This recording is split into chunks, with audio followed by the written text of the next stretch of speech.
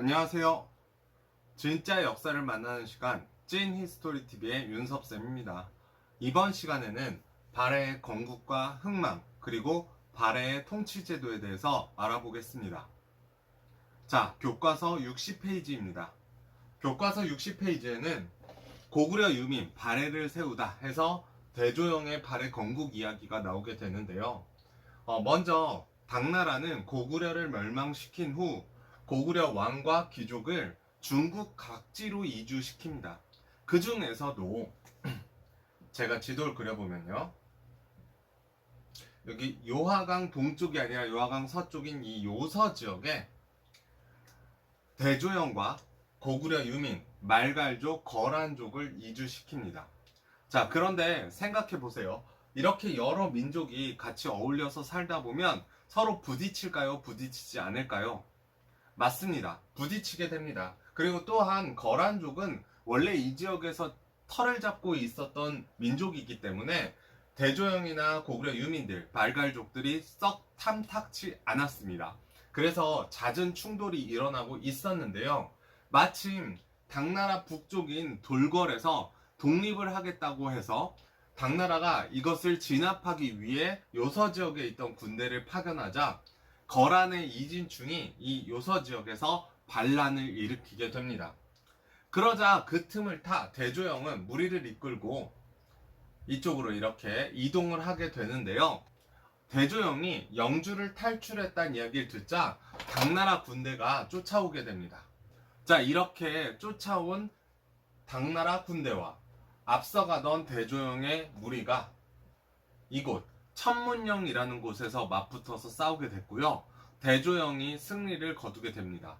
이로 인해 당나라 군대는 완전히 물러가게 되고 대조영은 이 근처 동모산이라고 불리는 곳에 도읍을 정하고 발해를 건국하게 됩니다.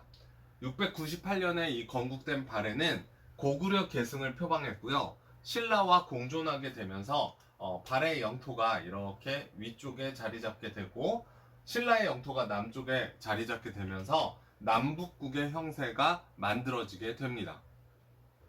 자, 이어서 교과서 64페이지 발해 해동성국으로 우뚝 서다를 살펴보겠습니다.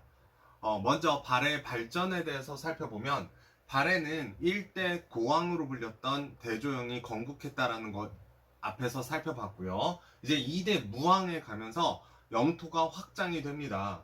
무왕은 독자적인 연호로서 인안이라는 것을 사용했고요.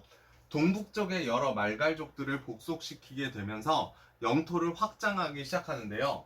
그러니까 지도를 그려보면 이 위쪽으로 뻗어나간다라는 거죠. 그래서 발해 영토가 이렇게 넓어지자 이쪽에 있었던 당나라와 여기 있는 신라 그리고 이쪽에 흑수말갈이 있습니다. 이 흑수말갈이 연계해서 발해를 압박하게 됩니다.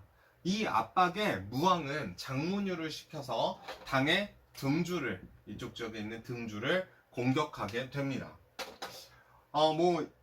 여기에서 크게 결과적으로 당의 등주를 얻었다거나 이렇다기보다는 먼저 선제 공격했다라는 데 의의가 있고요. 이에 당나라가 신라에게 군사를 요청하여 이것을 물리치려고 노력합니다.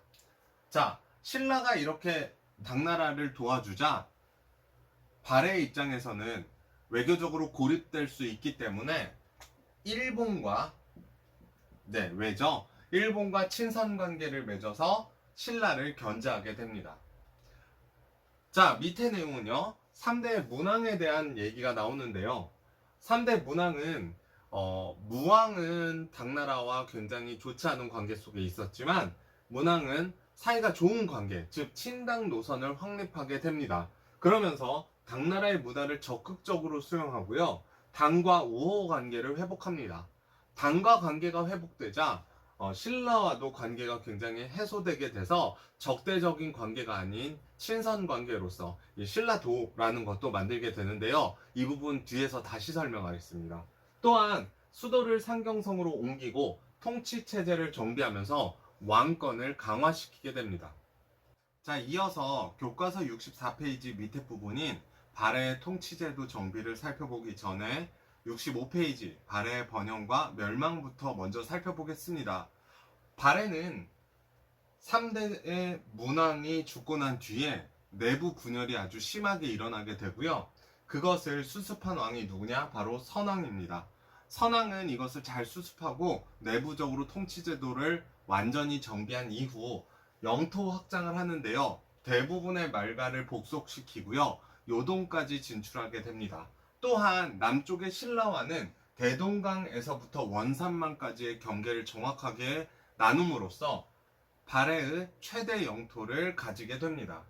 자, 당나라는요, 이러한 발해를 해동성국, 바다 동쪽에 성대한 국가다라고 칭송하여 줄 정도로 발해가 아주 크게 번영하였다는 것을 알 수 있습니다. 하지만 이러한 발해도 결국 멸망하게 되는데요. 지배층이 내부 분열을 일으키게 됐고요. 거란족이 이 틈을 타서 침략을 하게 됩니다. 그러면서 926년에 멸망을 하게 되고요. 발해의 유민들, 나라에 잃어버린 백성들은 고려로 망명을 하거나, 고려가 918년에 만들어지기 때문에 고려로 망명을 하거나 옛 발해 땅에 정한국이라는 나라 등을 세워서 부흥운동을 일으켰습니다. 하지만 이것도 실패로 돌아가게 됩니다. 자, 다시 돌아와서 64페이지 발해 통치제도 정비에 대해서 살펴보겠습니다. 발해는 삼성 6부의 중앙 관청을 마련해 두었는데요. 이것은 당의 제도를 본떠서 정비하였다고 할 수 있습니다. 하지만 여기에서 핵심은 운영과 명칭에서는 발해만의 독자성을 유지했다라는 것으로서요. 일단 운영 부분에서 살펴보면 정당성이 6부를 총괄했다라는 것을 알 수가 있고요. 명칭에서도 당나라 같은 경우 상서성, 중서성, 문화성이라고 쓴 것을 발해에서는 정당성, 선조성, 중대성이라고 썼고요. 그리고 당나라 같은 경우에는 이호, 예병, 형, 공으로서 6부를 썼다면 발해에서는 충, 인, 의지, 예, 신, 부로 6부의 이름을 바꿔서 사용해서 독자성을 유지했다라고 볼 수 있습니다. 또한 지방은 5경 15부 62주를 두는데요.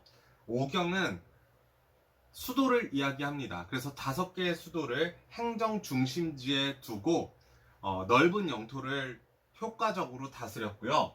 또한 15부와 62주에는 교통로와 군사적 요충지에 이런 것들을 만들어 놓으면서 영토를 효과적으로 다스렸습니다. 또한 주 아래에는 현이 있는데요. 이건 주 아래 여러 개의 현으로 구성되어 있다. 뭐 이런 식으로 이해해 주시면 되는데, 여기까지는 지방관이 파견이 됐고요. 현 아래는 여러 개의 촌락들이 있는데 그 촌락은 말갈 족장들이 자치적으로 다스렸다. 이렇게 보시면 됩니다. 이것과 이어서 발해라는 나라는요, 고구려 유민을 중심으로 해서 다수의 말갈족들이 합쳐져서 세운 나라입니다. 그러다 보니까 다수의 말갈족이 피지배층에 있고요. 지배층에는 다수의 고구려계 유민들과 소수의 말갈족 성씨를 가진 사람들이 지배층으로 있었습니다.